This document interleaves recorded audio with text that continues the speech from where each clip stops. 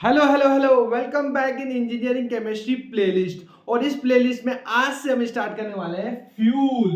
Okay, होता क्या है, क्या ये चीजें हैं आपको पता है, लेकिन केमिकली क्या लोचा है, क्या रिएक्शंस होती है जिससे ये फ्यूल हम बहुत ज्यादा मार्केट में यूज कर रहे हैं। अब फ्यूल देखो होता क्या है, बेसिकली ऑर्गेनिक क्यों बोले, क्योंकि नेचुरल होता है, ठीक है, जो प्रकृति में पाया जाता है। और ये लिक्विड हो सकता है, सॉलिड हो सकता है, गैसियस फॉर्म में होता है। Fuel can mean any matter. जो हमारी जो तीन स्टेट है, सॉलिड, लिक्विड एंड गैस, उन तीनों फॉर्म में होता है आपका फ्यूल।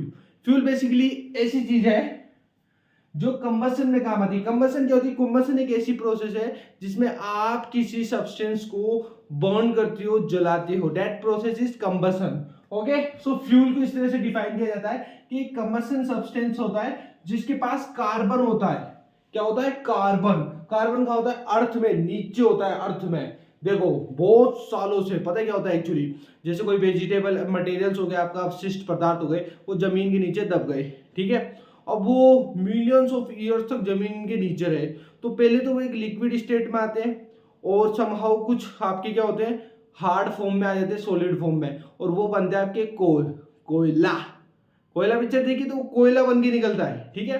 तो वो कोयला अर्थ के अंदर होता है नीचे। इसी प्रकार से लिक्विड भी होता है, इसी प्रकार से गैसियस फॉर्म में। तो जो चीजें नीचे दब जाती है और नीचे आप जब खुदाई करते हैं, तो सऊदी अरेबिया में क्या चल रहा है, पेट्रोल ऐसे कैसे आया? क्योंकि वहां पर बहुत सालों पहले, मिलियंस ऑफ ईयर्स पहले क्या हुआ था, वहां पर कुछ माल मटेरियल, डायनासोर्स के अटैक्स, किल हो गए, पता नहीं क्या क्या, मीटियोर गिर गए थे, उसके बाद अवशेष पदार्थ दब गए, एंड उसके बाद उसके ऊपर लेयर छड़ती गई, एंड फिर क्या हुआ, बहुत सालों बाद कहीं पर कोयला निकला, कहीं पर पेट्रोल निकला, कहीं पर नेचुरल गैसेज होती है जिनको अपन निकालते हैं, एलपीजी, सीएनजी, ठीक है, सुना है ना इन सब के बारे में। तो देखो बेसिकली फ्यूल एक ऐसी चीज है जो है ना large amount of heat and energy, energy बोलते तो पावर, पावर और लार्ज अमाउंट ऑफ हीट को निकालने में सक्षम है, ठीक है। तो ये एक कार्बन कंटेनिंग होता है सब्सटेंस जो केपेबल है large amount of heat and energy को निकालने के लिए बाय बर्निंग, बर्न करने पर निकलती है।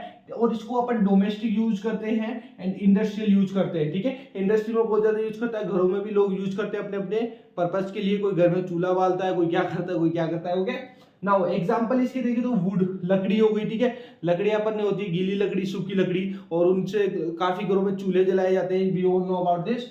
एंड वैसे भी इंडस्ट्रियल एरिया में भी वुड का यूज किया जाता है। कोल आपके कोयला हो ही गया, ठीक है। कोयला, बिजली बनाते हैं अपन, ठीक है, कोयला को बर्न करके, जिससे कार्बन निकलता है, जिससे क्या बनती है, CO2 बनती है। और CO2 अपने एनवायरनमेंट के लिए सही नहीं है, इसलिए अपन सब कहाँ मूव ऑन हो रहे हैं, इलेक्ट्रिकल की तरफ, ठीक है। लेकिन आपको पता है लिथियम निकालने के लिए भी वहां पर कार्बन ही यूज कर रहे हैं, तो वहां पर ऑलरेडी पोल्यूशन निकलता है। तो देखते हैं धीरे डे बाय डे क्या अल्टरनेटिव निकलता है इलेक्ट्रिक का भी, ठीक है। कोक, चारकोल हो गया, diesel, petrol, kerosene, LPG, CNG, जो भी लिखना है लिख सकते हो आप इसके अंदर, ठीक है, फ्यूल के अंदर। नाउ फ्यूल की रिएक्शन जब ऑक्सीजन के साथ मैच करता है ये बंदा, तो क्या करता है, एयर के अंदर होती है चीज, तो यहाँ पर कंबशन अप्लाई करते हैं अपन, और ये क्या होता है, CO2 निकालता है, वाटर निकलता है, ऐश, राख, राख होती है ना, लास्ट में राख बचती है, ये H2O नमी होती है, नमी, मॉइस्चर। ओके, प्लस में एनर्जी तो निकलती है जिसको बोलते हैं heat, power, energy. Okay, now we will see the classification of fuel. Fuel को दो कैटेगरी में डिवाइड किया है, यानी कि दो अलग अलग बेसिस पे अपन कर सकते हो, होती सेम चीज है लेकिन दो अलग अलग तरीके से। पहला है बेसिस ऑफ देयर अकरेंस, यानी कि किस तरह से वो आए हैं और किस तरह से वो इजाद किए गए हैं, बनाए गए हैं, ठीक है। सेकेंड, स्टेट ऑफ एग्रीगेशन, किस तरह की स्टेट वो कंटेन करते हैं। स्टेट तो क्लियर है, solid, liquid, gaseous. Okay, solid में वुड कोल, लिक्विड में petrol, crude oil, okay. Gases में नेचुरल गैसेस हो गई आपकी अमोनिया एंड NH4, CH4, ठीक है। Basis of their occurrence, primary and natural fuel, जो आपके अर्थ में नेचुरली पाए जाते हैं, खोदोगे तो मिलेगा, कोल, कोयला, वुड, लकड़ी होती है नेचुरली। सेकेंडरी, प्रीपेड फ्यूल, जिनको बनाया जाता है, like I will use the coal और wood, then I will create the charcoal. Okay, petrol, petrol भी संभव वहीं से निकाला जाता है, अलग अलग लेयर्स होती है। मैं आगे आने वाली वीडियोस में बहुत अच्छे से एक्सप्लेन करूंगा आपको, and you will understand how actually जहां से डीजल भी निकल रहा है, पेट्रोल भी निकल रहा है, केरोसिन भी एक ही जगह से निकाल रहे हैं, बस लेयर्स का फर्क है, वो वी विल डिस्कस, पूरा डिस्कस करेंगे इसके अंदर। अब देखते हैं characteristics of a good fuel, यानी कि एक अच्छे फ्यूल की क्या कैरेक्टरिस्टिक्स होती है, यानी कि एक अच्छे फ्यूल जो भी अपन फ्यूल यूज कर रहे हैं, सॉलिड, लिक्विड या गैसियस, किसी भी फॉर्म में हो वो एक गुड फ्यूल कब कहलाता है। Now let's see, first thing, the good fuel should have the moderated ignition temperature. Ignition आप समझते हो, वो पॉइंट, इग्नाइट करना यानी कि इस चीज को जलाना जिस पॉइंट पर कोई भी धातु आपका यानी कि कोई भी आपका सॉलिड, लिक्विड, गैस क्या वो बर्न हो जाए, दैट थिंग इज इग्निशन, ठीक है। और वो टेम्परेचर जिसपे वो इग्नाइट होता है यानी कि जल जाता है, that is your ignition temperature. अब इसमें इन्होंने गुड फ्यूल की क्या डेफिनेशन दी, गुड फ्यूल वो होता है जिसके पास मॉडरेटेड इग्निशन टेम्परेचर होता है, यानी कि इग्निशन का टेम्परेचर ना तो बहुत ज्यादा हाई हो ना ही बहुत ज्यादा लो हो। फॉर एग्जाम्पल देखो, because low ignition temperature harmful होता है फॉर स्टोरेज पर्पज, ठीक है। सेकेंड, हाई इग्निशन टेम्परेचर जब होगा उसका क्या कॉज होगा, it is difficult to ignite the fuel. Fuel को इग्नाइट करने में डिफिकल्टी आती है क्योंकि हाई टेम्परेचर की बात हो रही है, इग्नाइट पॉइंट कितना हाई रहेगा, ठीक है। So we should have the moderated ignition temperature of that fuel. वो फ्यूल एक मॉडरेटेड इग्निशन टेम्परेचर पर ही इग्नाइट होना चाहिए, बर्न होना चाहिए।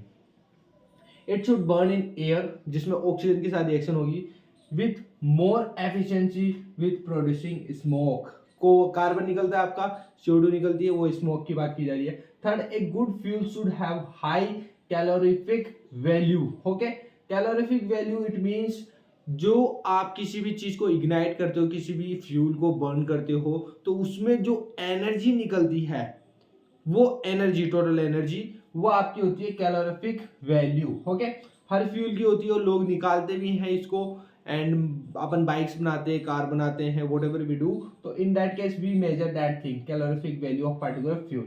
Okay, that means the amount of heat liberated by the combustion, combustion यानी किसी चीज को बर्न करना, जलाना, of a fuel should be high, high होनी चाहिए क्योंकि ज्यादा एनर्जी मिलेगी, उस एनर्जी को स्टोर करके अपन यूज कर सकते हैं, ठीक है। तो that energy should be very high. It should be available in bulk of low cost. Obviously cost अगर लो होगी, that's why people will purchase this, otherwise electrical तो आ ही रहा है, चारों तरफ छा रहा है electrical. So it should be easy to store and transport. ये बेसिकली आपका इजी टू स्टोर, कहीं पर भी स्टोर हो जाए, और ऐसा नहीं कि स्टोर करके वो खराब हो जाए, लंबे समय तक चलता रहे। ओके, एंड ट्रांसपोर्टेशन भी इजी हो उसकी। So it should have the low ash content, यानी कि जो राख बनती है उसको जलाने के बाद तो राख कम से कम हो। ऐसा क्यों बोल रहे हैं, क्योंकि ऐश क्या करती है, रिड्यूस करती है calorific value of the fuel, causes the hindrance of the flow of air and heat and reduces specific heat, lead unwanted disposal problem। यानी कि जब राख बनती है तो क्या होती है, देखो उसके पार्टिकल्स हवा में उड़ते रहते हैं, तो उसके लिए उन्होंने बोला है कि ये हिंड्रेंस करता है वायु के फ्लो को, ठीक है, हवा के फ्लो को, एंड हीट को, उष्मा को भी, ठीक है। सेकंड, इसके अंदर जो आपकी कैलोरीफिक वैल्यू है वो रिड्यूस हो जाती है क्योंकि कुछ पार्ट तो उसमें राख बन गया और बची हुई एनर्जी बाहर निकलती है, लेकिन हमको तो टोटल हीट चाहिए थी ना, वो नहीं मिल पा रही क्योंकि कुछ पार्ट कहाँ जा रहा है, उस एनर्जी का ऐश के रूप में कन्वर्ट हो रहा है। So that's why, so we want a less, और we can say we should have low ash content. So these are some characteristics of a good fuel. तो आज की वीडियो में इतना ही। बेसिकली आपको क्लासिफिकेशन समझ में आया, फ्यूल क्या होता है समझ में आया, एंड मिलते हैं नेक्स्ट वीडियो के साथ में। यार वीडियो को लाइक जरूर करके जाओ अगर पसंद आई तो, and any doubt comment section में जाके कमेंट कर दो, I will reply you. Okay, and share this video with your friends, जिनके साथ भी शेयर करनी है कर दो फटाफट से। Okay, thank you so much, मिलते हैं नेक्स्ट वीडियो के साथ में। जय हिंद, जय भारत। ओके।